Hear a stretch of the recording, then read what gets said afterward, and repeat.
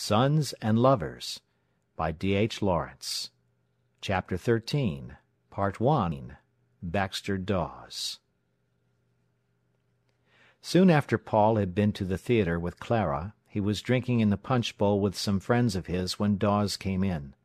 Clara's husband was growing stout. His eyelids were getting slack over his brown eyes. He was losing his healthy firmness of flesh. He was very evidently on the downward track.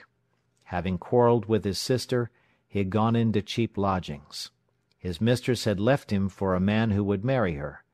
He had been in prison one night for fighting when he was drunk, and there was a shady betting episode in which he was concerned. Paul and he were confirmed enemies, and yet there was between them that peculiar feeling of intimacy, as if they were secretly near to each other, which sometimes exists between two people, although they never speak to one another. Paul often thought of Baxter Dawes, often wanted to get at him and be friends with him. He knew that Dawes often thought about him, and that the man was drawn to him by some bond or other, and yet the two never looked at each other save in hostility. Since he was a superior employee at Jordan's, it was the thing for Paul to offer Dawes a drink. "What'll you have?" he asked of him. "Nowt wid a bleeder like you," replied the man. Paul turned away with a slight, disdainful movement of the shoulders, very irritating. "The aristocracy," he continued, "is really a military institution. Take Germany now. She's got thousands of aristocrats whose only means of existence is the army. They're deadly poor, and life's deadly slow. So they hope for a war. They look for war as a chance of getting on. Till there's a war, they are idle good-for-nothings. When there's a war, they are leaders and commanders. There you are, then. They want war." He was not a favourite debater in the public-house, being too quick and overbearing. He irritated the older men by his assertive manner and his cocksureness. They listened in silence, and were not sorry when he finished. Dawes interrupted the young man's flow of eloquence by asking, in a loud sneer, "Did you learn all that at the theatre the other night?" Paul looked at him. Their eyes met. Then he knew Dawes had seen him coming out of the theatre with Clara. "Why, what about the theatre?" asked one of Paul's associates, glad to get a dig at the young fellow, and sniffing something tasty. "Oh, him in a bobtailed evening suit, on the lardy-da," sneered Dawes, jerking his head contemptuously at Paul. "That's coming it strong," said the mutual friend. "Tart and all?" "Tart, begod," said Dawes. "Go on, let's have it," cried the mutual friend. "You've got it," said Dawes, "and I reckon Morelli had it and all." "Well, I'll be jiggered," said the mutual friend. "And was it a proper tart?"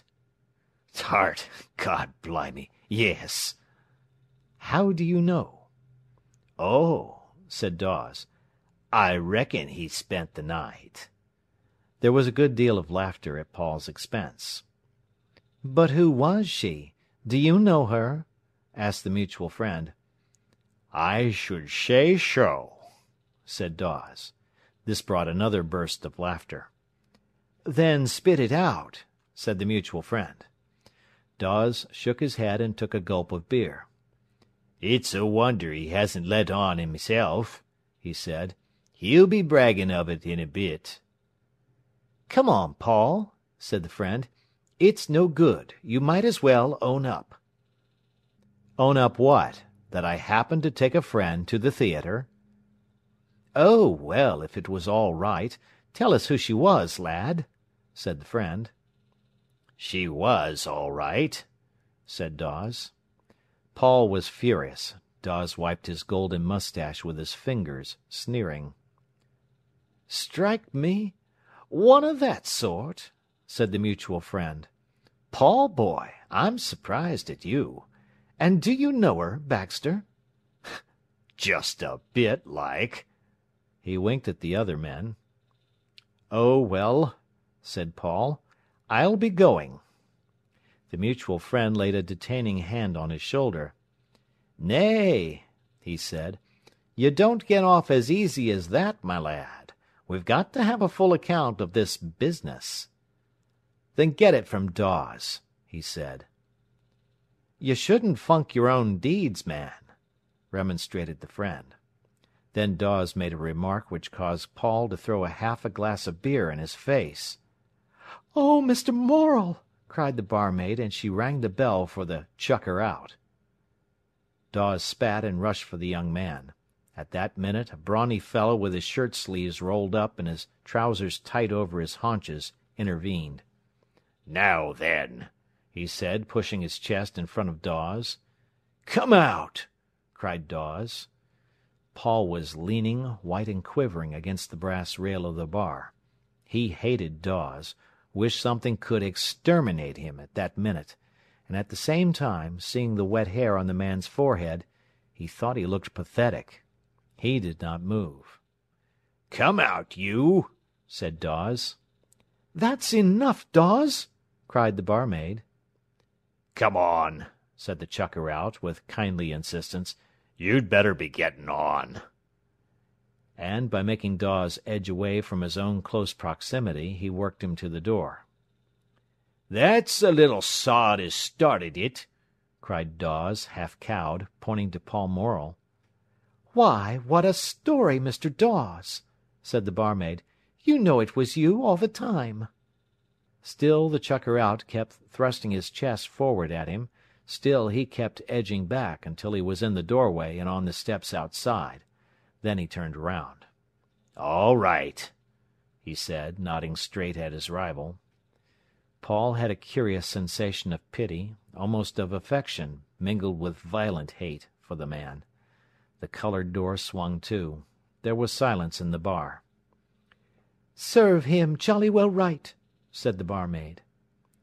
"But it's a nasty thing to get a glass of beer in your eyes," said the mutual friend. "I tell you I was glad he did," said the barmaid. "Will you have another, Mr. Morel?" She held up Paul's glass questioningly. He nodded. "He's a man as doesn't care for anything, is Baxter Dawes," said one. "Pooh, is he?" said the barmaid. "He's a loudmouth one, he is, and they're never much good. Give me a pleasant-spoken chap if you want a devil." "Well, Paul, my lad," said the friend, "you'll have to take care of yourself now for a while." "You won't have to give him a chance over you, that's all," said the barmaid. "Can you box?" asked a friend. "Not a bit," he answered, still very white. "I might give you a turn or two," said the friend. "Thanks, I haven't time." And presently he took his departure. "Go along with him, Mr. Jenkinson," whispered the barmaid, tipping Mr. Jenkinson the wink.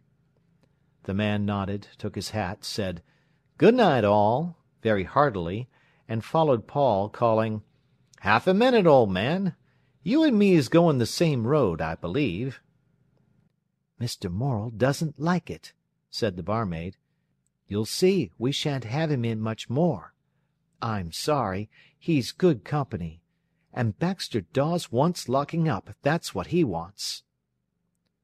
Paul would have died rather than his mother should get to know of this affair. He suffered tortures of humiliation and self-consciousness. There was now a good deal of his life of which necessarily he could not speak to his mother. He had a life apart from her, his sexual life. The rest she still kept. But he felt he had to conceal something from her, and it irked him. There was a certain silence between them, and he felt he had, in that silence, to defend himself against her. He felt condemned by her. Then sometimes he hated her and pulled at her bondage. His life wanted to free itself of her. It was like a circle where life turned back on itself and got no farther.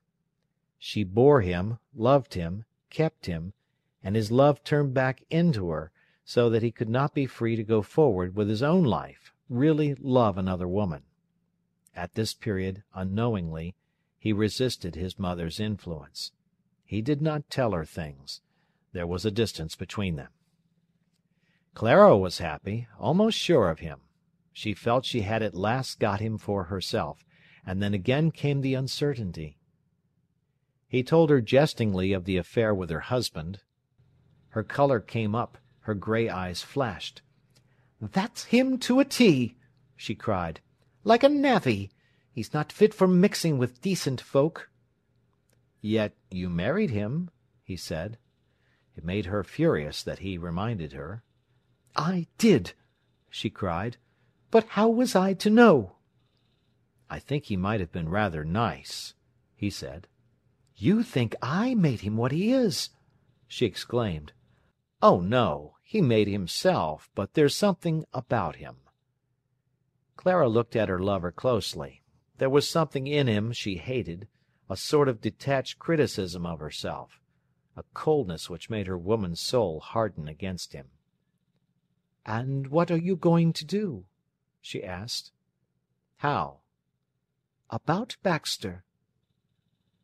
"There's nothing to do, is there?" he replied. "You can fight him if you have to, I suppose?" she said. "No, I haven't the least sense of the fist. It's funny. With most men there's the instinct to clench the fist and hit. It's not so with me. I should want a knife or a pistol or something to fight with." "Then you'd better carry something," she said. "Nay," he laughed. "I'm not Dagoroso." "But he'll do something to you. You don't know him." "All right," he said. "We'll see."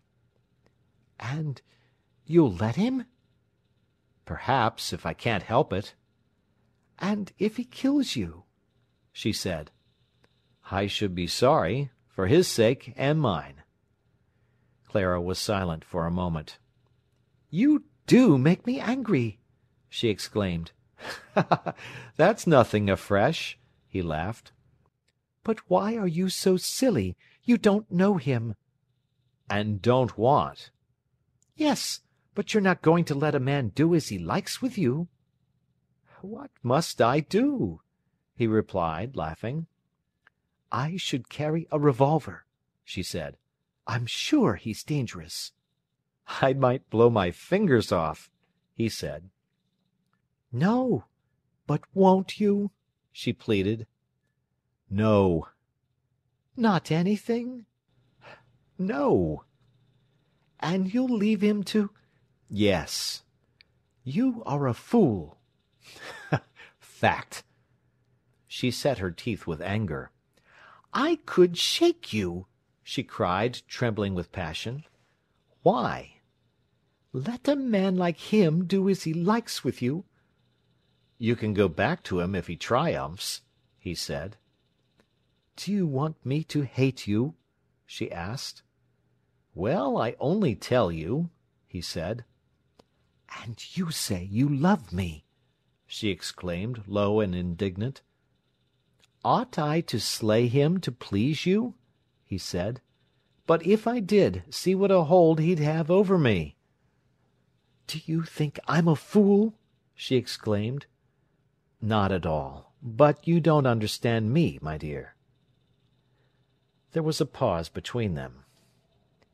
"And you ought not to expose yourself," she pleaded.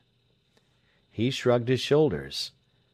"The man in righteousness arrayed, the pure and blameless liver, needs not the keen Toledo blade, nor venom-frighted quiver," he quoted. She looked at him searchingly. "I wish I could understand you," she said. "There's simply nothing to understand," he laughed. She bowed her head, brooding. He did not see Dawes for several days. Then one morning as he ran upstairs from the spiral room he almost collided with the burly metal worker. "What the—" cried the smith. "Sorry," said Paul, and passed on. "Sorry!" sneered Dawes.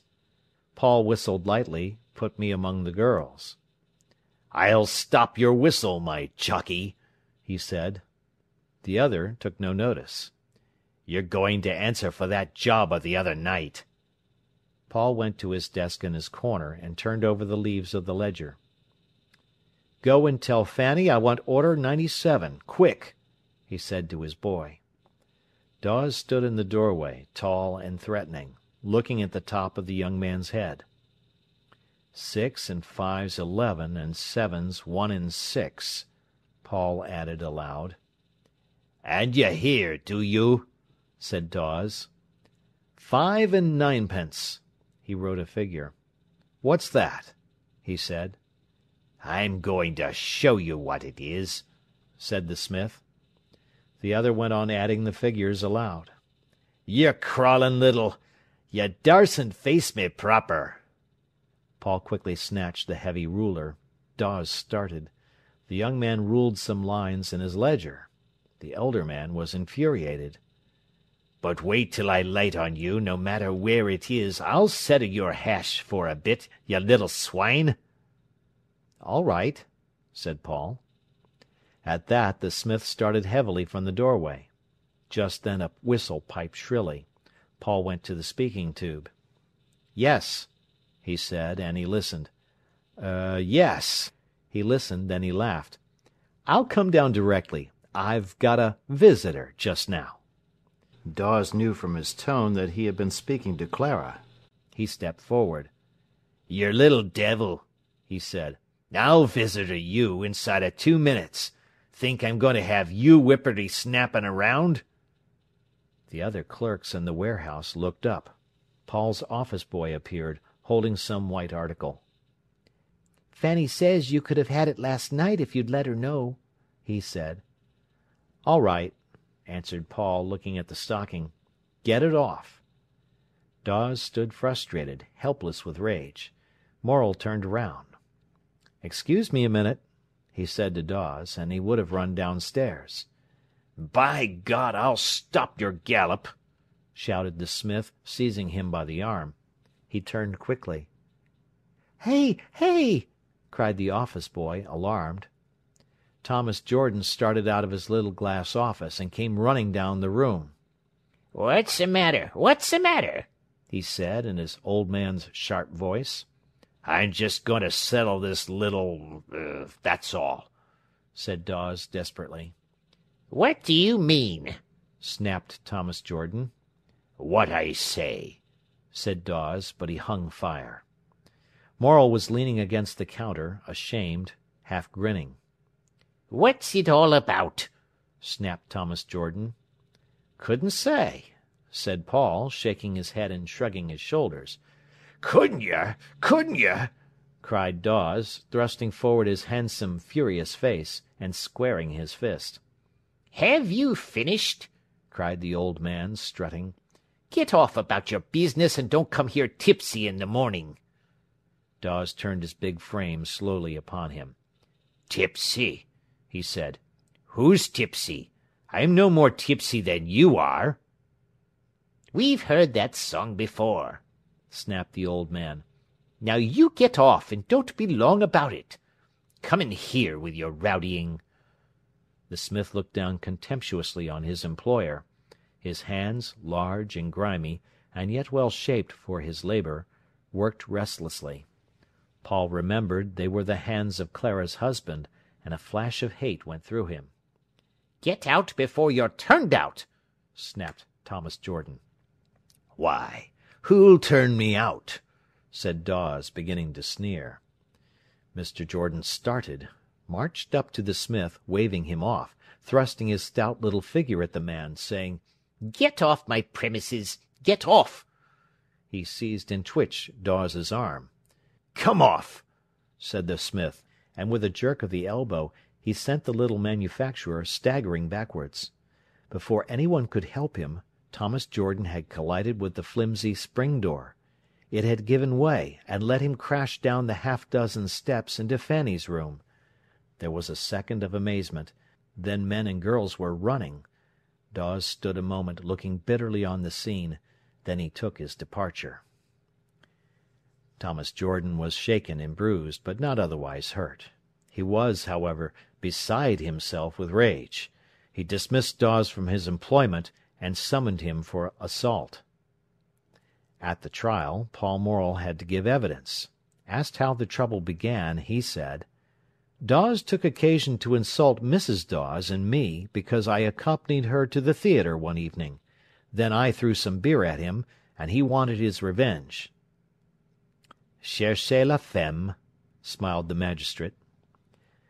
The case was dismissed after the magistrate had told Dawes he thought him a skunk. "You gave the case away," snapped Mr. Jordan to Paul. "I don't think I did," replied the latter. "Besides, you didn't really want a conviction, did you?" "What do you think I took the case up for?" "Well," said Paul, "I'm sorry if I said the wrong thing." Clara was also very angry. "Why need my name have been dragged in?" she said.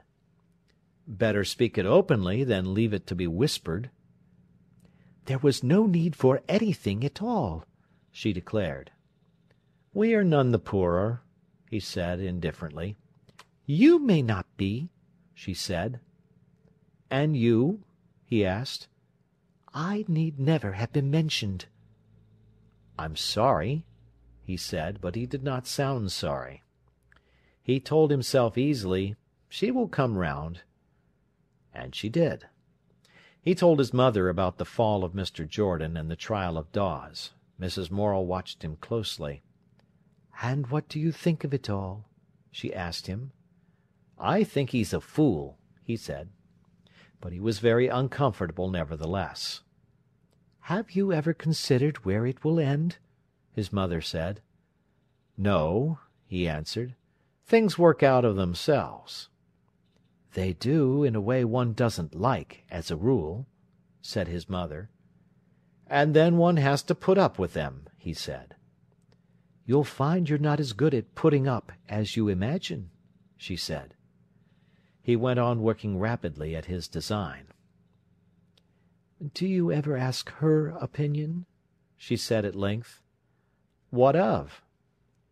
"Of you, and of the whole thing." "I don't care what her opinion of me is. She's fearfully in love with me, but it's not very deep." "But quite as deep as your feeling for her." He looked up at his mother curiously. "Yes," he said. "You know, Mother, I think there must be something the matter with me, that I can't love. When she's there, as a rule, I do love her. Sometimes when I see her just as the woman, I love her, Mother. But then when she talks and criticizes, I often don't listen to her." "Yet she's as much sense as Miriam." "Perhaps, and I love her better than Miriam. But why don't they hold me?" The last question was almost a lamentation. His mother turned away her face, sat looking across the room, very quiet, grave, with something of renunciation. "But you wouldn't want to marry Clara?" she said. "No. At first perhaps I would. But why don't I want to marry her or anybody? I feel sometimes as if I wronged my women, Mother." "How wrong them, my son?" "I don't know." He went on painting rather despairingly. He had touched the quick of the trouble. "And as for wanting to marry," said his mother, "there's plenty of time yet." "But no, Mother. I even love Clara, and I did Miriam, but to give myself to them in marriage I couldn't. I couldn't belong to them. They seem to want me, and I can't ever give it them." "You haven't met the right woman." "And I never shall meet the right woman while you live," he said. She was very quiet. Now she began to feel again tired, as if she were done. "We'll see, my son," she answered. The feeling that things were going in a circle made him mad. Clara was, indeed, passionately in love with him, and he with her, as far as passion went. In the daytime he forgot her a good deal. She was working in the same building, but he was not aware of it. He was busy, and her existence was of no matter to him. But all the time she was in her spiral room, she had a sense that he was upstairs, a physical sense of his person, in the same building. Every second she expected him to come through the door, and when he came It was a shock to her. But he was often short and offhand with her. He gave her his directions in an official manner, keeping her at bay. With what wits she had left, she listened to him. She dared not misunderstand or fail to remember, but it was a cruelty to her. She wanted to touch his chest. She knew exactly how his breast was shapen under the waistcoat, and she wanted to touch it. It maddened her to hear his mechanical voice giving orders about the work. She wanted to break through the sham of it, smash the trivial coating of business which covered him with hardness, get at the man again. But she was afraid, and before she could feel one touch of his warmth he was gone, and she ached again.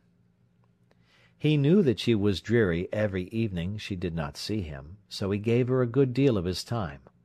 The days were often a misery to her, but the evenings and the nights were usually a bliss to them both. Then they were silent.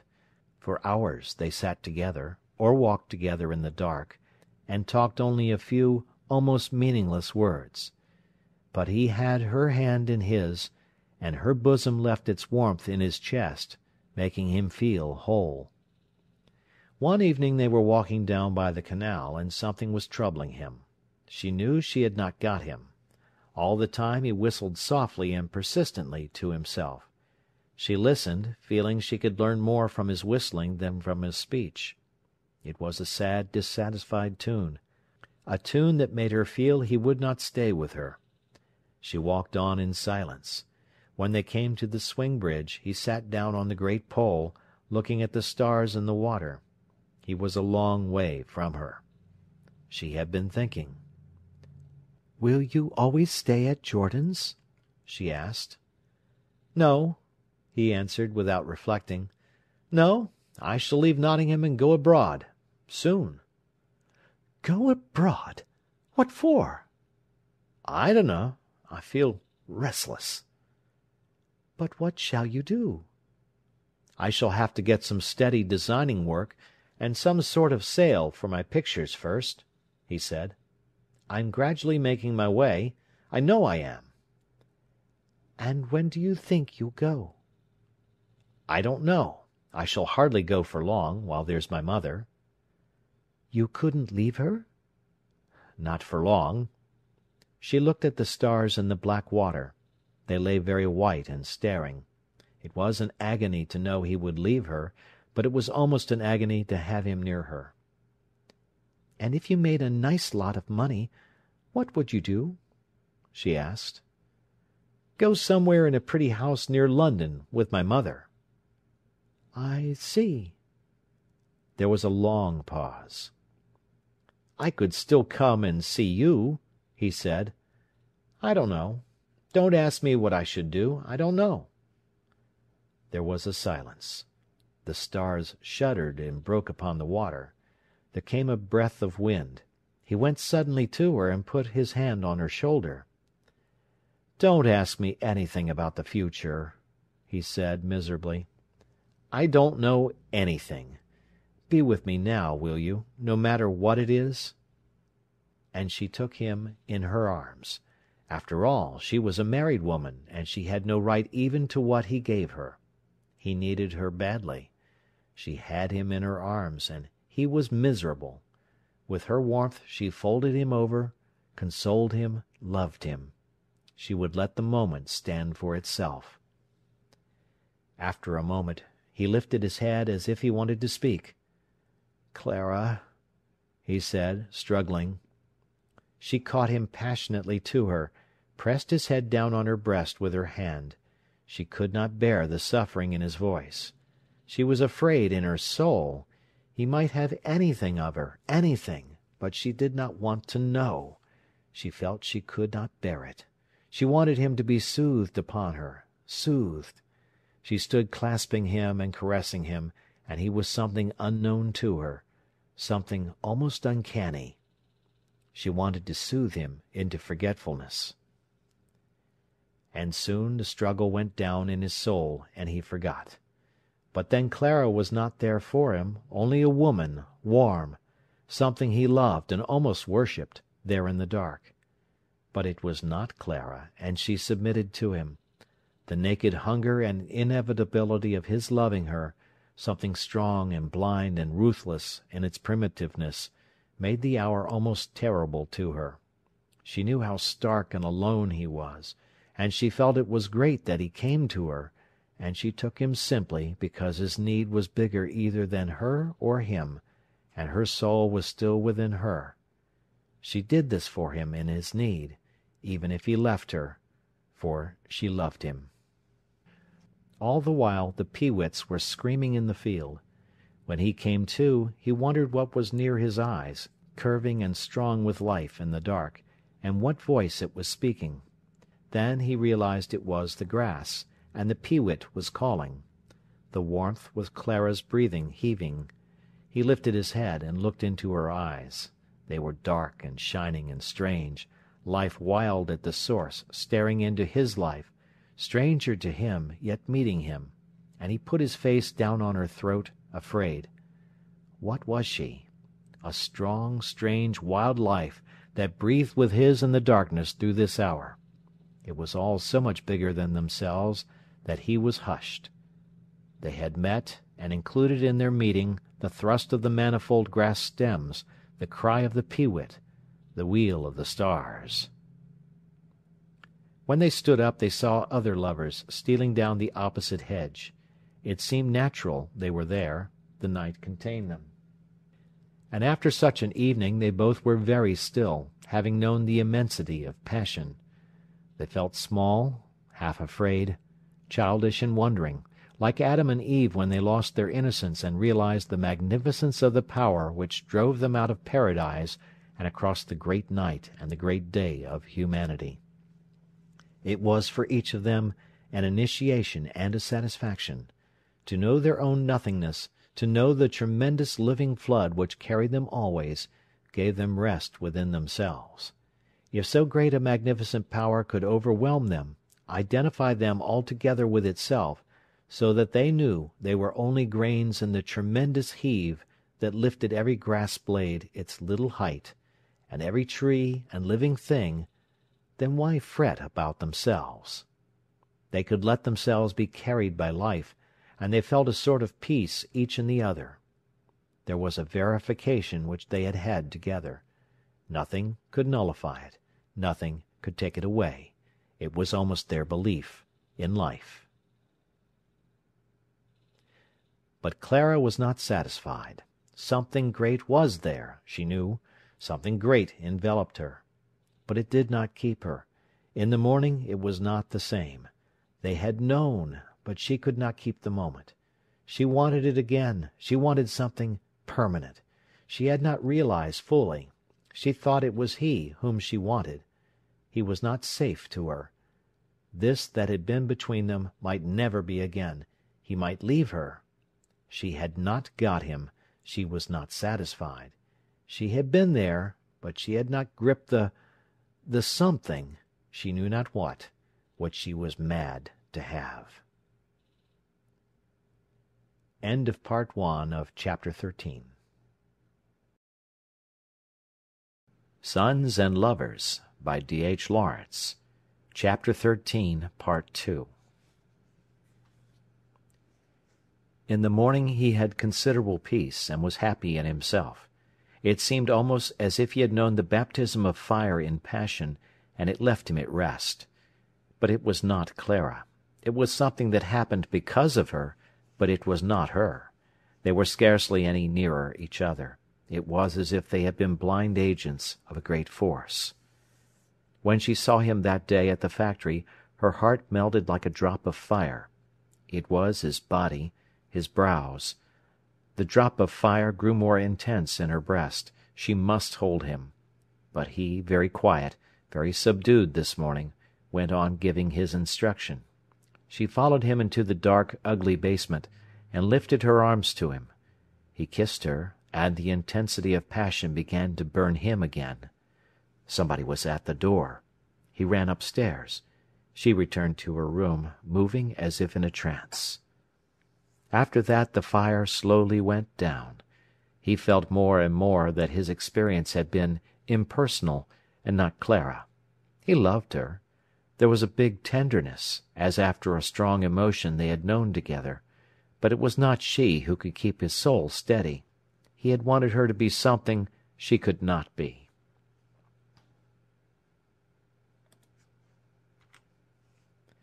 And she was mad with desire of him. She could not see him without touching him.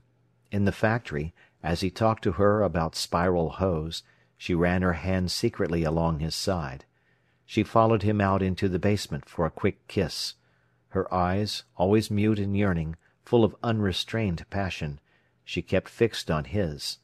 He was afraid of her, lest she should too flagrantly give herself away before the other girls. She invariably waited for him at dinner-time for him to embrace her before she went. He felt as if she were helpless, almost a burden to him, and it irritated him. "But what do you always want to be kissing and embracing for?" he said. "Surely there's a time for everything." She looked up at him, and the hate came into her eyes. "Do I always want to be kissing you?" she said. "Always, even if I come to ask you about the work. I don't want anything to do with love when I'm at work. Work's work." "And what is love?" she asked. "Has it to have special hours?" "Yes, out-of-work hours." "And you'll regulate it according to Mr. Jordan's closing time?" "Yes, and according to the freedom from business of any sort." "It is only to exist in spare time?" "That's all, and not always then. Not the kissing sort of love." "And that's all you think of it?" "It's quite enough." "I'm glad you think so." And she was cold to him for some time. She hated him, and while she was cold and contemptuous, he was uneasy till she had forgiven him again. But when they started afresh they were not any nearer. He kept her because he never satisfied her. In the spring they went together to the seaside. They had rooms at a little cottage near Thettlethorpe, and lived as man and wife. Mrs. Radford sometimes went with them. It was known in Nottingham that Paul Morel and Mrs. Dawes were going together, but as nothing was very obvious, and Clara always a solitary person, and he seemed so simple and innocent, it did not make much difference. He loved the Lincolnshire coast, and she loved the sea. In the early morning they often went out together to bathe. The grey of the dawn, the far, desolate reaches of the fenland smitten with winter, the sea meadows rank with herbage, were stark enough to rejoice his soul. As they stepped on to the high road from their plank bridge, and looked round at the endless monotony of levels, the land a little darker than the sky, the sea sounding small beyond the sandhills, his heart filled strong with the sweeping relentlessness of life. She loved him then. He was solitary and strong, and his eyes had a beautiful light. They shuddered with cold. Then he raced her down the road to the green turf bridge. She could run well. Her colour soon came, her throat was bare, her eyes shone. He loved her for being so luxuriously heavy, and yet so quick. Himself was light. She went with a beautiful rush. They grew warm and walked hand in hand. A flush came into the sky, the wan moon, halfway down the west, sank into insignificance. On the shadowy land things began to take life. Plants with great leaves became distinct. They came through a pass in the big, cold sandhills on to the beach. The long waste of foreshore lay moaning under the dawn and the sea. The ocean was a flat, dark strip with a white edge. Over the gloomy sea the sky grew red. Quickly the fire spread among the clouds and scattered them. Crimson burned to orange, orange to dull gold, and in a golden glitter the sun came up, dribbling fierily over the waves in little splashes, as if someone had gone along and the light had spilled from her pail as she walked. The breakers ran down the shore in long, hoarse strokes. Tiny seagulls, like specks of spray, wheeled above the line of surf. Their crying seemed larger than they. Far away the coast reached out and melted into the morning. The tussocky sandhills seemed to sink to a level with the beach. Mablethorpe was tiny on their right. They had alone the space of all this level shore, the sea, and the upcoming sun, the faint noise of the waters, the sharp crying of the gulls. They had a warm hollow in the sandhills where the wind did not come. He stood looking out to sea. "It's very fine," he said. "Now don't get sentimental," she said.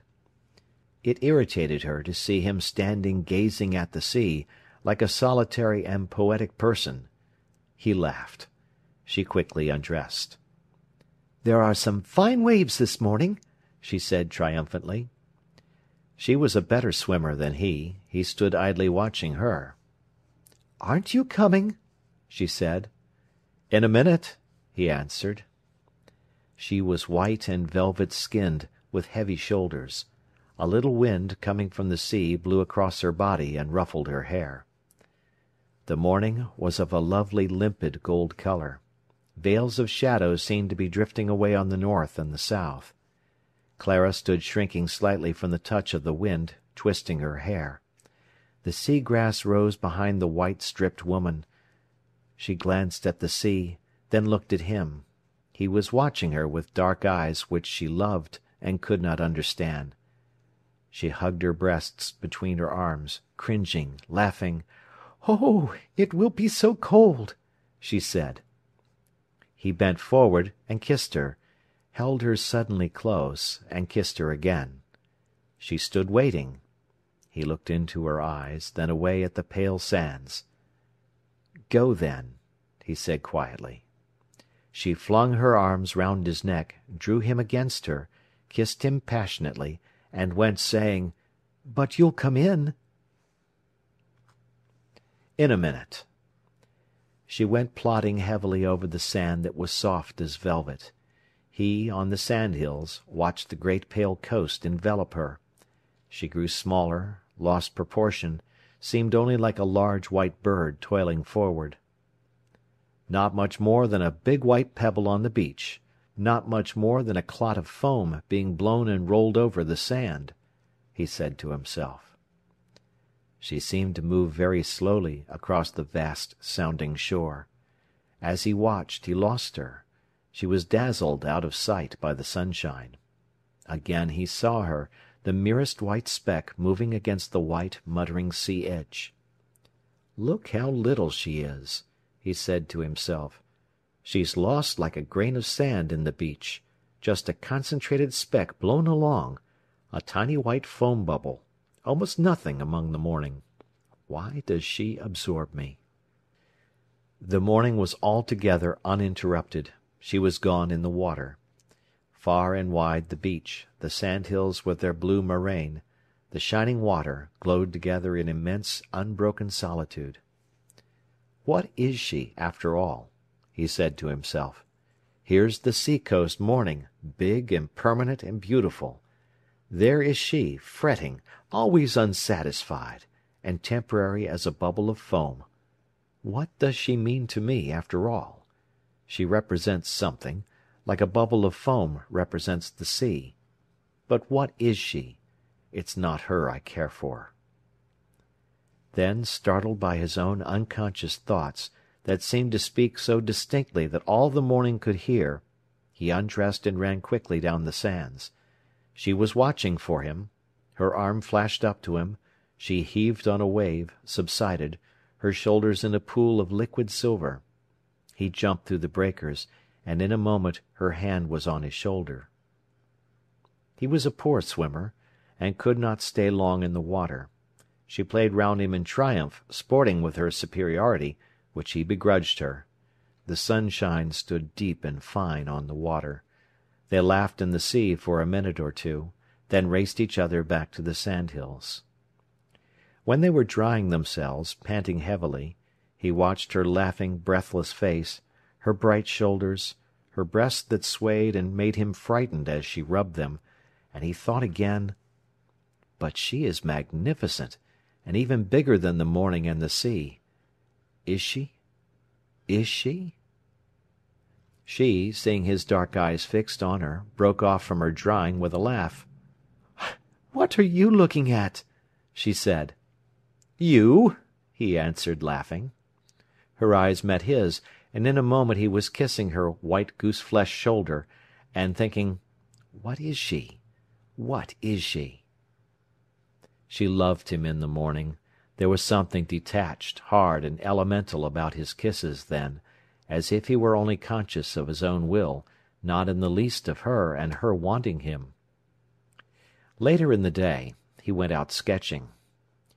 "You," he said to her, "go with your mother to Sutton. I am so dull." She stood and looked at him. He knew she wanted to come with him, but he preferred to be alone. She made him feel imprisoned when she was there, as if he could not get a free deep breath, as if there were something on top of him. She felt his desire to be free of her. In the evening he came back to her. They walked down the shore in the darkness, then sat for a while in the shelter of the sandhills. "It seems," she said, as they stared over the darkness of the sea, where no light was to be seen, "it seemed as if you only loved me at night, as if you didn't love me in the daytime." He ran the cold sand through his fingers, feeling guilty under the accusation. "The night is free to you," he replied. "In the daytime I want to be by myself." "But why?" she said.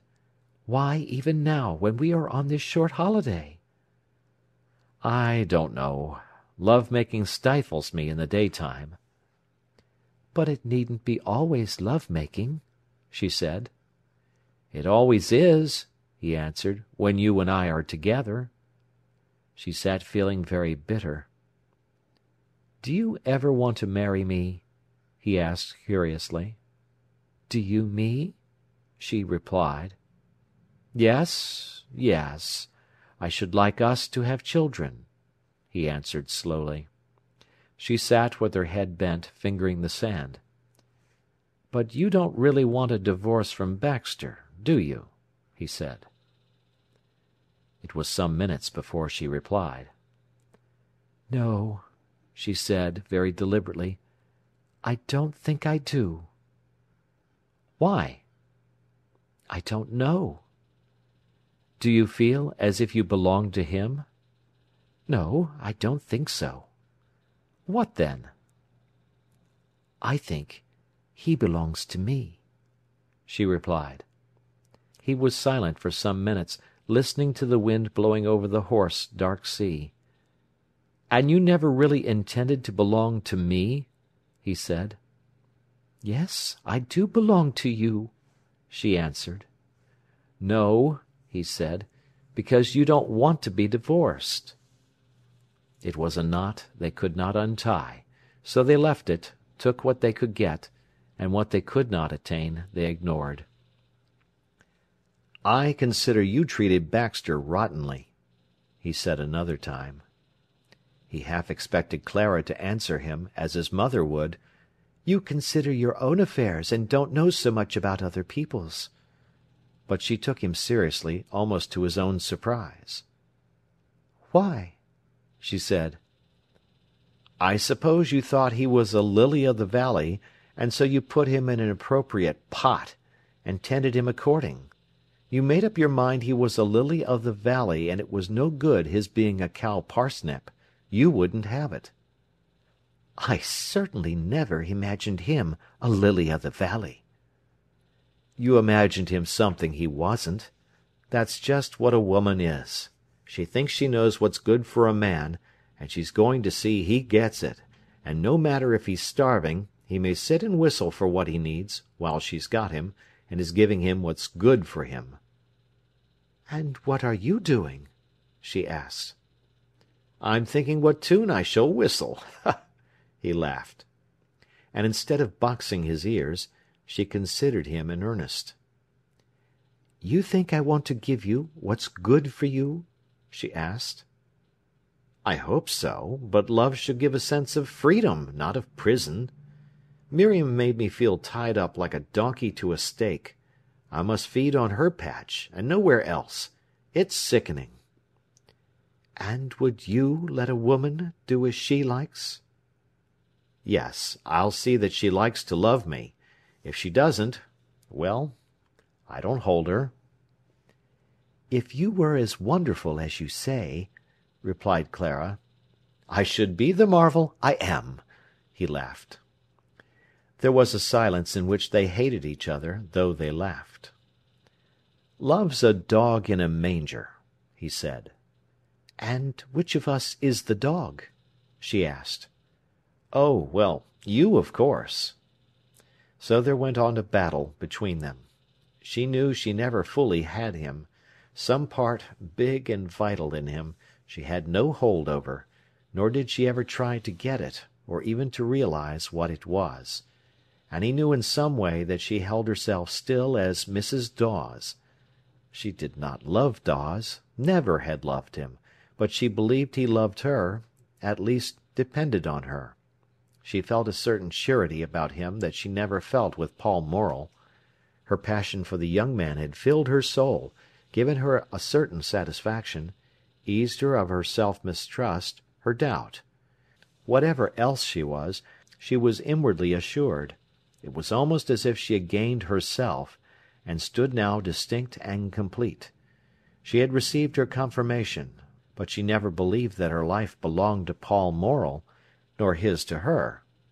They would separate in the end, and the rest of her life would be an ache after him. But at any rate, she knew now, she was sure of herself, and the same could almost be said of him. Together they had reached the baptism of life, each through the other, but now their missions were separate. Where he wanted to go, she could not come with him.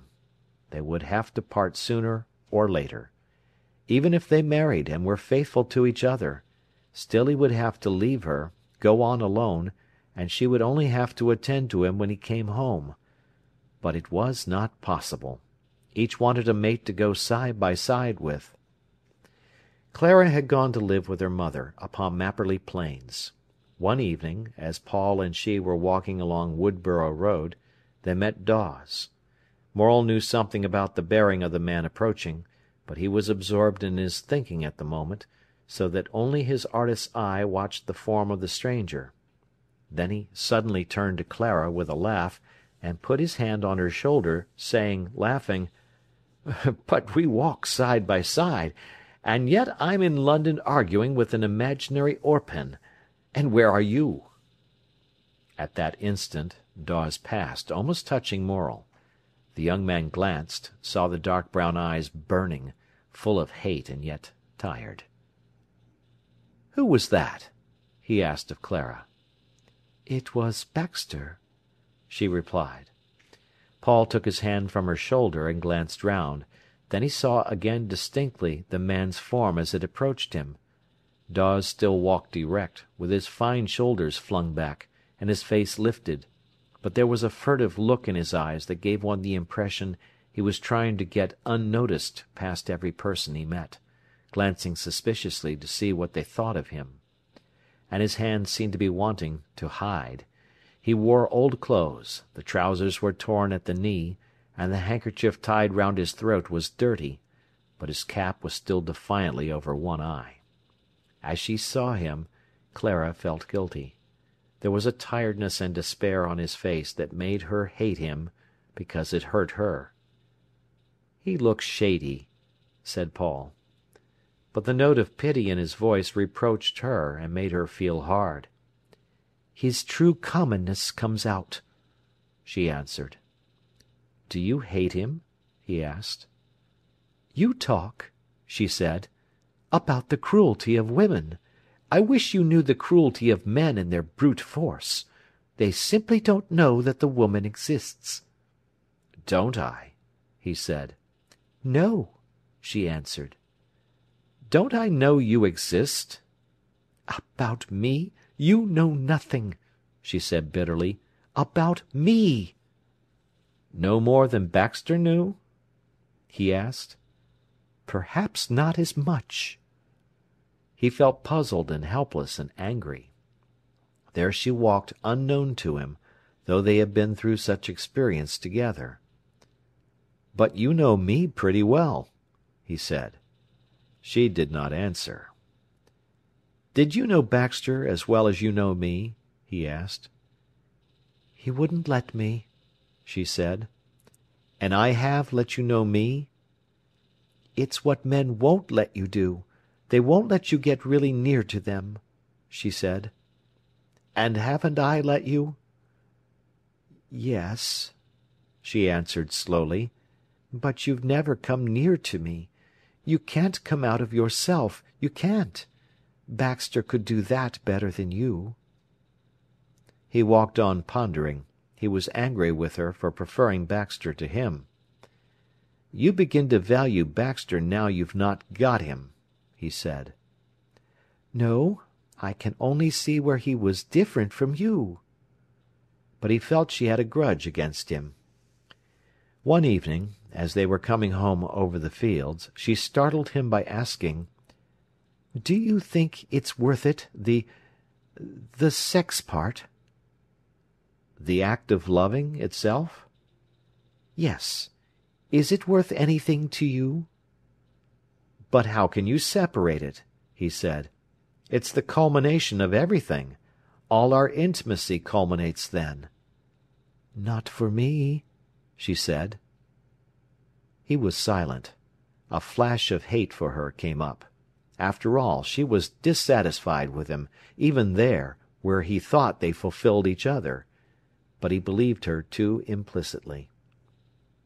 "I feel," she continued slowly, "as if I hadn't got you, as if all of you weren't there, as if it weren't me you were taking." "Who then?" "Something just for yourself. It has been fine, so that I daren't think of it. But is it me you want, or is it it?" He again felt guilty. Did he leave Clara out of count, and take simply women? But he thought that was splitting a hair. "When I had Baxter, actually had him, then I did feel as if I had all of him," she said. "And it was better?" he asked. "Yes, yes, it was more whole. I don't say you haven't given me more than he ever gave me." "Or could give you." "Yes, perhaps, but you've never given me yourself."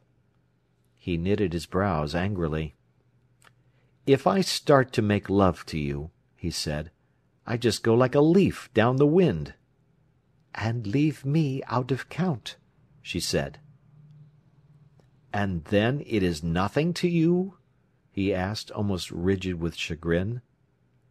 "It's something, and sometimes you have carried me away, right away, I know, and I reverence you for it, but—" "Don't butt me," he said, kissing her quickly, as a fire ran through him.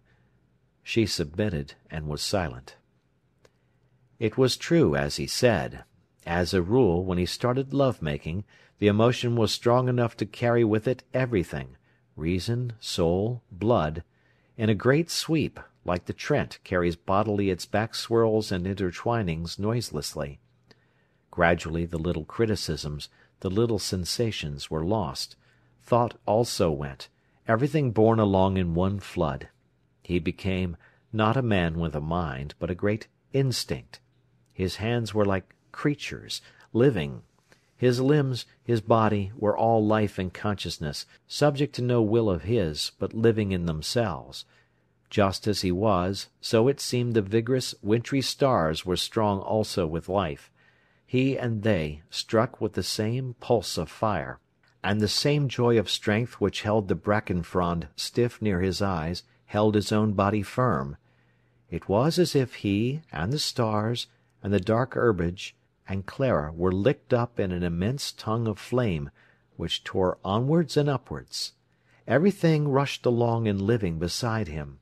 Everything was still, perfect in itself, along with him. This wonderful stillness in each thing in itself, while it was being borne along in a very ecstasy of living, seemed the highest point of bliss. And Clara knew this held him to her, so she trusted altogether to the passion. It, however, failed her very often. They did not often reach again the height of that once when the peewits had called. Gradually, some mechanical effort spoilt their loving, or, when they had splendid moments, they had them separately and not so satisfactorily. So often he seemed merely to be running on alone, often they realized it had been a failure, not what they had wanted. He left her, knowing that evening had only made a little split between them. Their loving grew more mechanical, without the marvellous glamour. Gradually they began to introduce novelties, to get back some of the feeling of satisfaction. They would be very near, almost dangerously near to the river, so that the black water ran not far from his face, and it gave a little thrill. Or they loved sometimes in the little hollow below the fence of the path, where people were passing occasionally, on the edge of the town, and they heard footsteps coming, almost felt the vibration of the tread, and they heard what the passers-by said, strange little things that were never intended to be heard.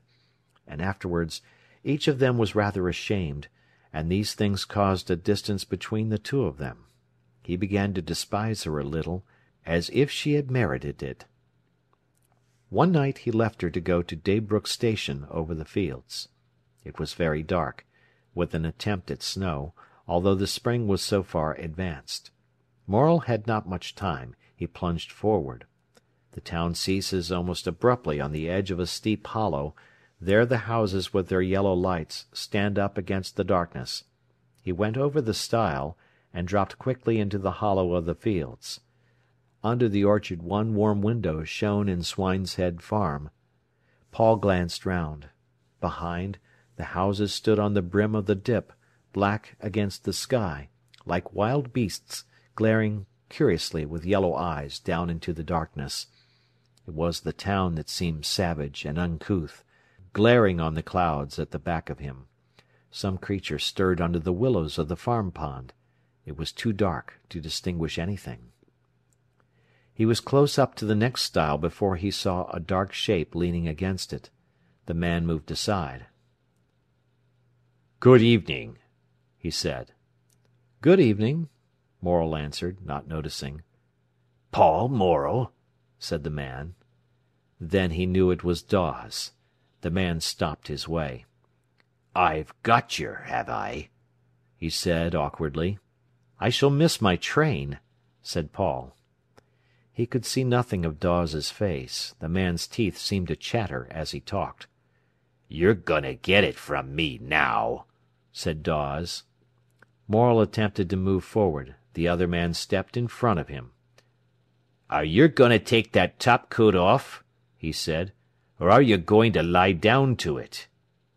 Paul was afraid the man was mad. "But," he said, "I don't know how to fight." "All right, then," answered Dawes, and before the younger man knew where he was staggering backwards from a blow across the face. The whole night went black. He tore off his overcoat and coat, dodging a blow, and flung the garments over Dawes. The latter swore savagely. Morel, in his shirt-sleeves, was now alert and furious. He felt his whole body unsheathe itself like a claw. He could not fight, so he would use his wits. The other man became more distinct to him. He could see particularly the shirt-breast. Dawes stumbled over Paul's coats, then came rushing forward. The young man's mouth was bleeding. It was the other man's mouth he was dying to get at, and the desire was anguish in its strength. He stepped quickly through the stile, and as Dawes was coming through after him, like a flash he got a blow in over the other's mouth. He shivered with pleasure. Dawes advanced slowly, spitting. Paul was afraid. He moved round to get to the stile again. Suddenly, from out of nowhere, came a great blow against his ear that sent him falling helpless backwards. He heard Dawes's heavy panting, like a wild beast's. Then came a kick on the knee, giving him such agony that he got up, and, quite blind, leapt clean under his enemy's guard. He felt blows and kicks, but they did not hurt. He hung on to the bigger man like a wild cat, till at last Dawes fell with a crash, losing his presence of mind. Paul went down with him.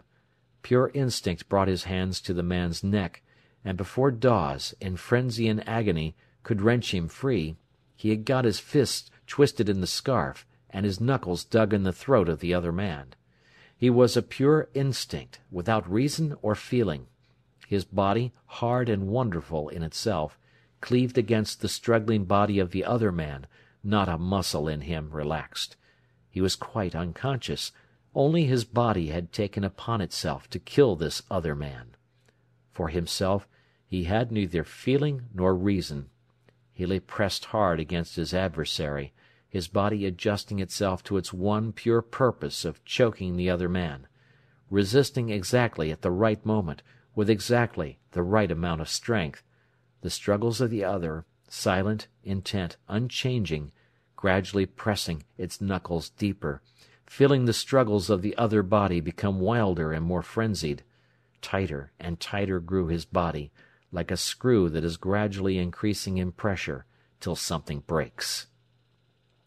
Then suddenly he relaxed, full of wonder and misgiving. Dawes had been yielding. Morel felt his body flame with pain as he realized what he was doing. He was all bewildered. Dawes's struggles suddenly renewed themselves in a furious spasm. Paul's hands were wrenched, torn out of the scarf in which they were knotted, and he was flung away, helpless. He heard the horrid sound of the other's gasping, but he lay stunned. Then, still dazed, he felt the blows of the other's feet, and lost consciousness. Dawes, grunting with pain like a beast, was kicking the prostrate body of his rival. Suddenly the whistle of the train shrieked 2 fields away. He turned round and glared suspiciously. What was coming? He saw the lights of the train draw across his vision. It seemed to him people were approaching. He made off across the field into Nottingham, and dimly in his consciousness as he went, he felt on his foot the place where his boot had knocked against one of the lad's bones. The knock seemed to re-echo inside him. He hurried to get away from it. Morel gradually came to himself. He knew where he was and what had happened, but he did not want to move. He lay still, with tiny bits of snow tickling his face. It was pleasant to lie quite still. The time passed. It was the bits of snow that kept rousing him when he did not want to be roused. At last his will clicked into action. "I mustn't lie here," he said. "It's silly." But still he did not move. "I said I was going to get up," he repeated. "Why don't I?" And still it was some time before he had sufficiently pulled himself together to stir. Then gradually he got up. Pain made him sick and dazed, but his brain was clear. Reeling, he groped for his coats and got them on, buttoning his overcoat up to his ears. It was some time before he found his cap. He did not know whether his face was still bleeding. Walking blindly, every step making him sick with pain, he went back to the pond and washed his face and hands. The icy water hurt, but helped to bring him back to himself. He crawled back up the hill to the tram. He wanted to get to his mother.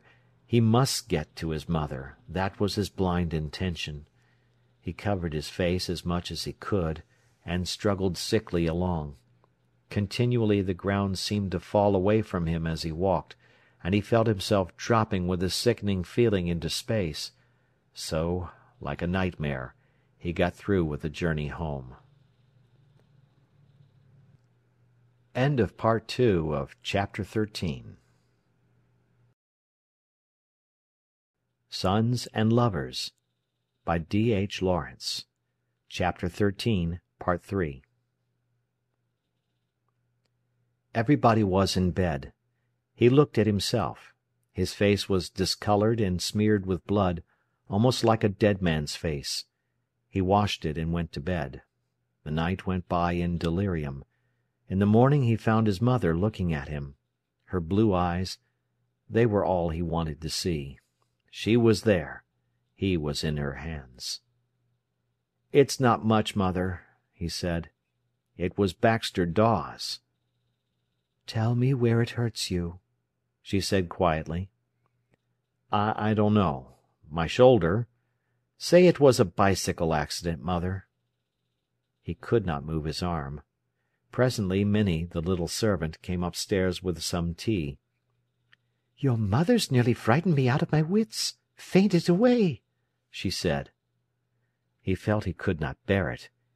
His mother nursed him. He told her about it. "And now I should have done with them all," she said quietly. "I will, mother." She covered him up. "And don't think about it," she said. "Only try to go to sleep. The doctor won't be here till 11. He had a dislocated shoulder, and the second day acute bronchitis set in. His mother was pale as death now, and very thin. She would sit and look at him, then away into space. There was something between them that neither dared mention. Clara came to see him. Afterwards he said to his mother, "She makes me tired, mother." "Yes, I wish she wouldn't come," Mrs. Morel replied. Another day Miriam came, but she seemed almost like a stranger to him. "You know, I don't care about them, mother," he said. "I'm afraid you don't, my son," she replied sadly. It was given out everywhere that it was a bicycle accident. Soon he was able to go to work again, but now there was a constant sickness and gnawing at his heart. He went to Clara, but there seemed as it were nobody there. He could not work. He and his mother seemed almost to avoid each other. There was some secret between them which they could not bear. He was not aware of it. He only knew that his life seemed unbalanced, as if it were going to smash into pieces. Clara did not know what was the matter with him. She realized that he seemed unaware of her. Even when he came to her he seemed unaware of her. Always he was somewhere else. She felt she was clutching for him, and he was somewhere else. It tortured her, and so she tortured him. For a month at a time she kept him at arm's length. He almost hated her, and was driven to her in spite of himself.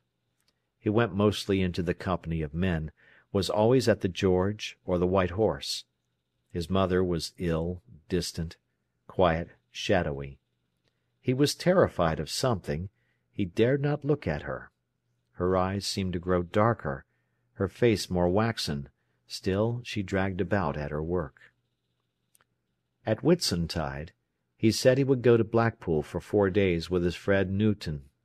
The latter was a big, jolly fellow, with a touch of the bounder about him. Paul said his mother must go to Sheffield to stay a week with Annie, who lived there. Perhaps the change would do her good. Mrs. Morel was attending a woman's doctor in Nottingham. He said her heart and her digestion were wrong. She consented to go to Sheffield, though she did not want to. But now she would do everything her son wished of her. Paul said he would come for her on the 5th day, and stay also in Sheffield till the holiday was up. It was agreed. The two young men set off gaily for Blackpool. Mrs. Morel was quite lively as Paul kissed her and left her. Once at the station he forgot everything. 4 days were clear, not an anxiety, not a thought. The two young men simply enjoyed themselves. Paul was like another man. None of himself remained, no Clara, no Miriam, no mother that fretted him. He wrote to them all, and long letters to his mother, but they were jolly letters that made her laugh. He was having a good time, as young fellows will in a place like Blackpool. And underneath it all was a shadow for her. Paul was very gay, excited at the thought of staying with his mother in Sheffield. Newton was to spend the day with them. Their train was late. Joking, laughing, with their pipes between their teeth, the young men swung their bags onto the tram-car. Paul had bought his mother a little collar of real lace that he wanted to see her wear, so that he could tease her about it. Annie lived in a nice house, and had a little maid. Paul ran gaily up the steps. He expected his mother laughing in the hall, but it was Annie who opened to him. She seemed distant to him. He stood a second in dismay. Annie let him kiss her cheek. "Is my mother ill?" he said. "Yes, she's not very well. Don't upset her." "Is she in bed?"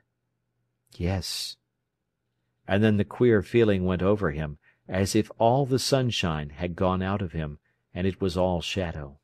He dropped the bag and ran upstairs. Hesitating, he opened the door. His mother sat up in bed, wearing a dressing-gown of old rose colour. She looked at him almost as if she were ashamed of herself, pleading to him, humble. He saw the ashy look about her. "Mother!" he said. "I thought you were never coming," she answered gaily. But he only fell on his knees at the bedside, and buried his face in the bedclothes, crying in agony and saying, "Mother, mother, mother!" She stroked his hair slowly with her thin hand. "Don't cry," she said. "Don't cry. It's nothing." But he felt as if his blood was melting into tears, and he cried in terror and pain. Don't cry," his mother faltered. Slowly she stroked his hair. Shocked out of himself, he cried, and the tears hurt in every fibre of his body. Suddenly he stopped, but he dared not lift his face out of the bedclothes. "You are late. Where have you been?" his mother asked. "The train was late," he replied, muffled in the sheet. "Yes, that miserable Central. Is Newton come?" "Yes." "I'm sure you must be hungry, and they've kept dinner waiting." With a wrench he looked up at her. "What is it, mother?" he asked brutally. She averted her eyes as she answered, "Only a bit of a tumour, my boy. You needn't trouble. It's been there, the lump has, a long time." Up came the tears again. His mind was clear and hard, but his body was crying. "Where?" he said. She put her hand on her side. "Here. But you know they can sweal a tumour away." He stood feeling dazed and helpless, like a child. He thought perhaps it was as she said. Yes, he reassured himself it was so. But all the while his blood and his body knew definitely what it was. He sat down on the bed and took her hand.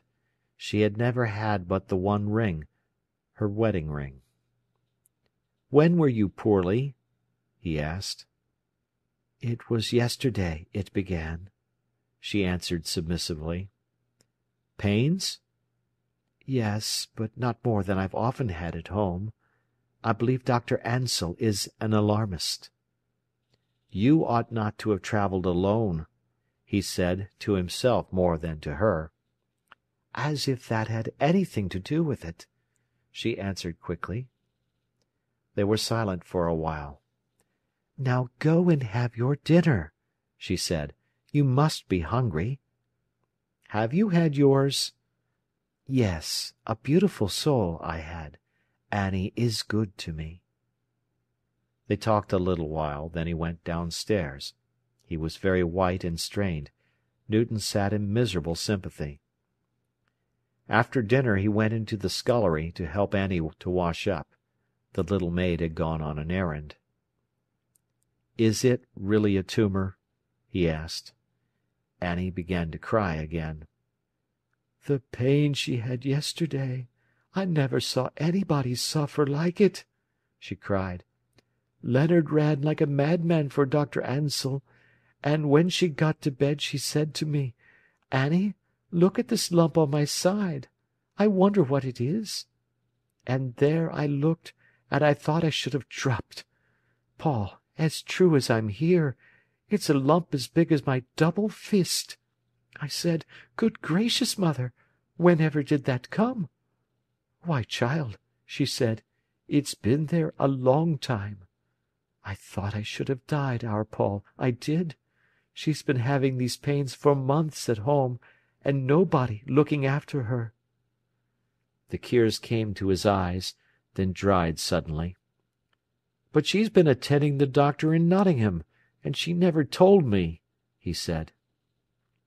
"If I'd have been at home," said Annie, "I should have seen for myself." He felt like a man walking in unrealities. In the afternoon he went to see the doctor. The latter was a shrewd, lovable man. "But what is it?" he said. The doctor looked at the young man, then knitted his fingers. "It may be a large tumour which is formed in the membrane," he said slowly, "and which we may be able to make go away." "Can't you operate?" asked Paul. "Not there," replied the doctor. "Are you sure?" "Quite." Paul meditated a while. "Are you sure it's a tumour?" he asked. "Why didn't Dr. Jameson in Nottingham never find out anything about it? She's been going to him for weeks, and he's treated her for heart and indigestion." "Mrs. Morel never told Dr. Jameson about the lump," said the doctor. "And do you know it's a tumour?" "No, I am not sure." "What else might it be? You asked my sister if there was cancer in the family. Might it be cancer?" "I don't know." "And what shall you do?" "I should like an examination, with Dr. Jameson."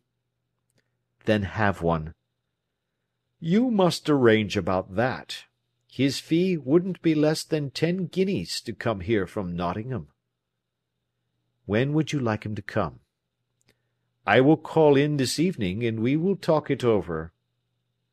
Paul went away, biting his lip. His mother could come downstairs for tea, the doctor said. Her son went upstairs to help her.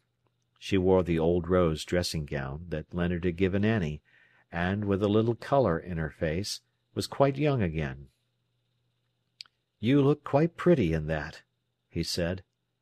"Yes, they make me so fine, I hardly know myself," she answered. But when she stood up to walk, the colour went.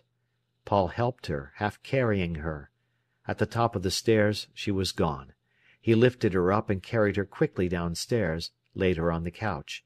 She was light and frail. Her face looked as if she were dead, with blue lips shut tight.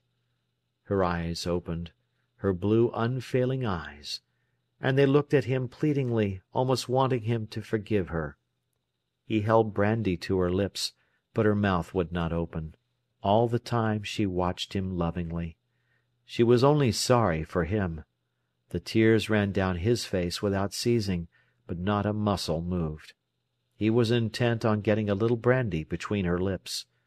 Soon she was able to swallow a teaspoonful. She lay back, so tired. The tears continued to run down his face.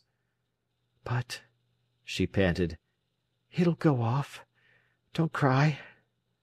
"I'm not doing," he said. After a while she was better again. He was kneeling beside the couch. They looked into each other's eyes. "I don't want you to make a trouble of it," she said. "No, mother. You'll have to be quite still, and then you'll get better soon." But he was white to the lips, and their eyes as they looked at each other understood. Her eyes were so blue, such a wonderful forget-me-not blue. He felt as if only they had been of a different colour he could have borne it better. His heart seemed to be ripping slowly in his breast. He kneeled there, holding her hand, and neither said anything. Then Annie came in. "Are you all right?" she murmured timidly to her mother. "Of course," said Mrs. Morel. Paul sat down and told her about Blackpool. She was curious. A day or two after, he went to see Dr. Jameson in Nottingham, to arrange for a consultation. Paul had practically no money in the world, but he could borrow. His mother had been used to go to the public consultation on Saturday morning, when she could see the doctor for only a nominal sum. Her son went on the same day. The waiting-room was full of poor women, who sat patiently on a bench around the wall. Paul thought of his mother, in her little black costume, sitting waiting likewise.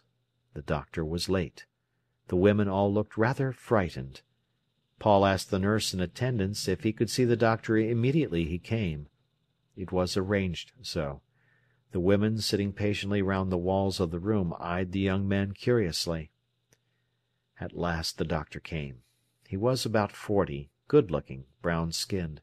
His wife had died, and he, who had loved her, had specialized on women's ailments. Paul told his name and his mother's. The doctor did not remember. "Number 46 M," said the nurse, and the doctor looked up the case in his book. "There is a big lump that may be a tumour," said Paul, "but Dr. Ansell was going to write you a letter." "Ah, yes," replied the doctor, drawing the letter from his pocket. He was very friendly, affable, busy, kind. He would come to Sheffield the next day. "What is your father?" he asked. "He is a coal miner," replied Paul. "Not very well off, I suppose." "This I see after this," said Paul. "And you?" smiled the doctor. "I am a clerk in Jordan's appliance factory." The doctor smiled at him. To go to Sheffield," he said, putting the tips of his fingers together and smiling with his eyes. 8 guineas? "Thank you," said Paul, flushing and rising. "And you'll come to-morrow?" "Tomorrow? Sunday? Yes. Can you tell me about what time there is a train in the afternoon?" "There is a Central, gets in at 4:15. "And will be there any way of getting up to the house? Shall I have to walk?" The doctor smiled. "There is the tram," said Paul, "the Western Park tram." The doctor made a note of it. "Thank you," he said, and shook hands. Then Paul went on home to see his father, who was left in the charge of Minnie. Walter Morel was getting very grey now. Paul found him digging in the garden. He had written him a letter. He shook hands with his father. "Hello, son! Thou hast landed, then?" said the father. "Yes," replied the son, "but I'm going back to-night." "Arter, beguy!" exclaimed the collier. "And hast her eaten out?" "No." "That's just like thee," said Morel. "Come thy ways in." The father was afraid of the mention of his wife. The two went indoors. Paul ate in silence. His father, with earthy hands and sleeves rolled up, sat in the armchair opposite and looked at him. "Well, and how is she?" asked the miner at length, in a little voice. "She can sit up. She can be carried down for tea," said Paul. "That's a blessin'!" exclaimed Morel. "I hope we shall soon be having her home, then. And what's that Nottingham doctor say?" "He's going to-morrow to have an examination of her." "Is he, beguy? That's a tidy penny, I'm thinking." 8 guineas. 8 guineas! The miner spoke breathlessly. "Well, we mun find it from somewhere." "I can pay that," said Paul. There was silence between them for some time. "She says she hopes you're getting on all right with Minnie," Paul said. "Yes, I'm all right, and I wish as she was," answered Morel. "But Minnie's a good little wench, bless her heart." He sat looking dismal. "I shall have to be going at 3:30, said Paul. "It's a traps for thee, lad. 8 guineas! And when dost think she'll be able to get as far as this?" "We must see what the doctors say to-morrow," Paul said. Morel sighed deeply. The house seemed strangely empty, and Paul thought his father looked lost, forlorn, and old. "You'll have to go and see her next week, father," he said. "I hope she'll be a home by that time," said Morel. "If she's not," said Paul, "then you must come." "I don't know where I shall find the money," said Morel. "And I'll write to you what the doctor says," said Paul. "But thou writes in such a fashion I canna make it out," said Morel. "Well, I'll write plain." It was no good asking Morel to answer, for he could scarcely do more than write his own name. The doctor came. Leonard felt it his duty to meet him with a cab. The examination did not take long. Annie, Arthur, Paul, and Leonard were waiting in the parlour anxiously. The doctors came down. Paul glanced at them. He had never had any hope except when he had deceived himself. "It may be a tumour. We must wait and see," said Dr. Jameson. "And if it is," said Annie, "can you sweal it away?" "Probably," said the doctor. Paul put 8 sovereigns and a half a sovereign on the table. The doctor counted them, took a florin out of his purse, and put that down. "Thank you," he said. "I'm sorry Mrs. Morel is so ill, but we must see what we can do." "There can't be an operation?" said Paul. The doctor shook his head. "No," he said. "And even if there could, her heart wouldn't stand it." "Is her heart risky?" asked Paul. "Yes, you must be careful with her." "Very risky?" No, just take care." And the doctor was gone. Then Paul carried his mother downstairs. She lay simply, like a child, but when he was on the stairs, she put her arms round his neck, clinging. "I'm so frightened of these beastly stairs," she said. And he was frightened too. He would let Leonard do it another time. He felt he could not carry her. "He thinks it's only a tumour," cried Annie to her mother, "and he can sweal it away." "I knew he could," protested Mrs. Morel scornfully. She pretended not to notice that Paul had gone out of the room. He sat in the kitchen, smoking. Then he tried to brush some grey ash off his coat. He looked again. It was one of his mother's grey hairs. It was so long. He held it up, and it drifted into the chimney. He let go. The long grey hair floated and was gone in the blackness of the chimney. The next day he kissed her before going back to work. It was very early in the morning, and they were alone. "You won't fret, my boy?" she said. "No, mother." "No, it would be silly. And take care of yourself." "Yes," he answered. Then, after a while, "And I shall come next Saturday, and shall bring my father?" "I suppose he wants to come," she replied. "At any rate, if he does, you'll have to let him." He kissed her again, and stroked the hair from her temples, gently, tenderly, as if she were a lover. "Shan't you be late?" she murmured. "I'm going," he said, very low. Still he sat a few minutes, stroking the brown and grey hair from her temples. "And you won't be any worse, mother?" "No, my son." "You promise me?" "Yes, I won't be any worse." He kissed her, held her in his arms for a moment, and was gone. In the early sunny morning he ran to the station, crying all the way, he did not know what for, and her blue eyes were wide and staring as she thought of him. In the afternoon he went a walk with Clara. They sat in the little wood where bluebells were standing.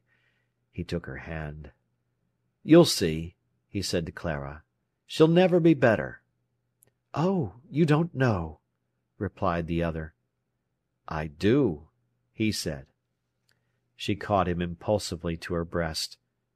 "Try and forget it, dear," she said. "Try and forget it." "I will," he answered.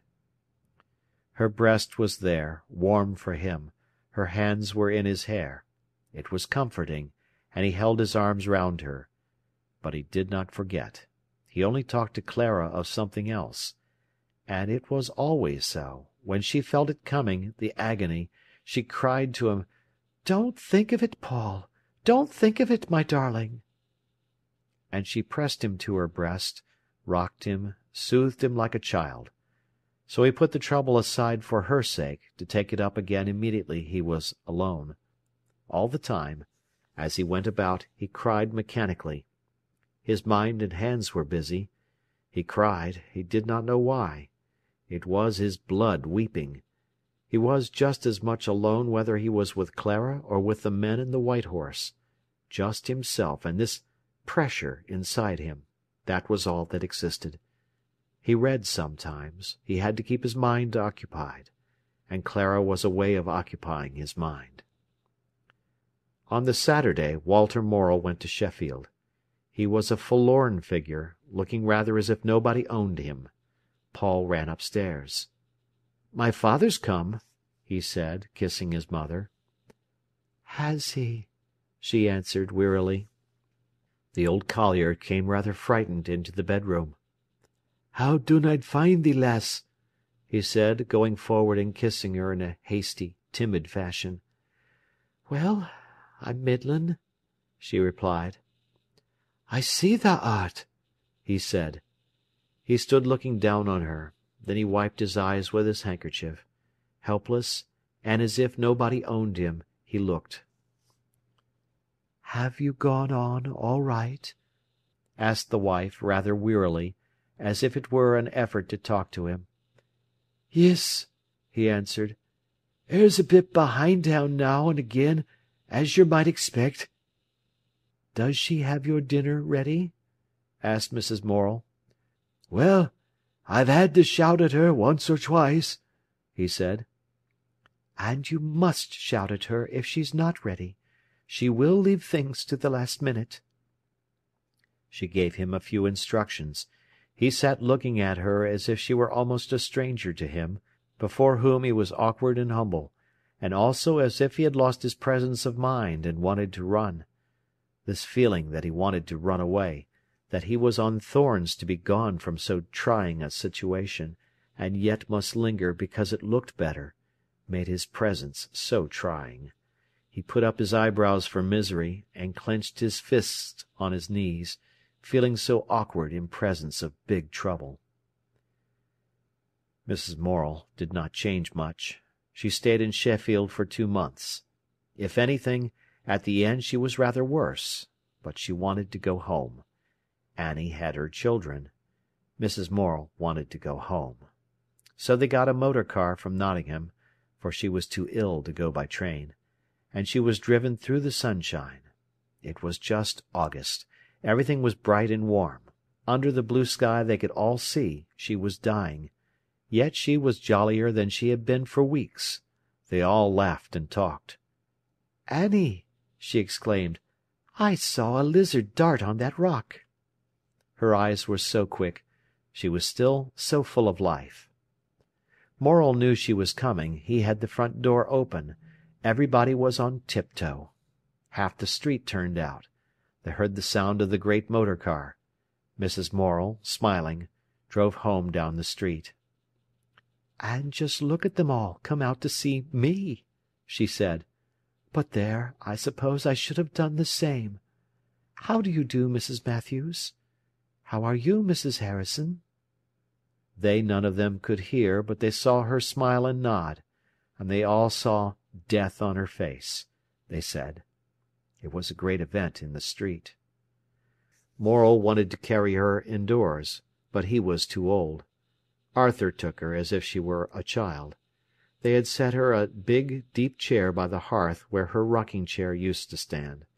When she was unwrapped and seated, and had drunk a little brandy, she looked round the room. "Don't think I don't like your house, Annie," she said, "but it's nice to be in my own home again." And Morel answered huskily, "It is, lass, it is." And Minnie, the little quaint maid, said, "And we glad to have yer." There was a lovely yellow ravel of sunflowers in the garden. She looked out of the window. "There are my sunflowers," she said. End of chapter.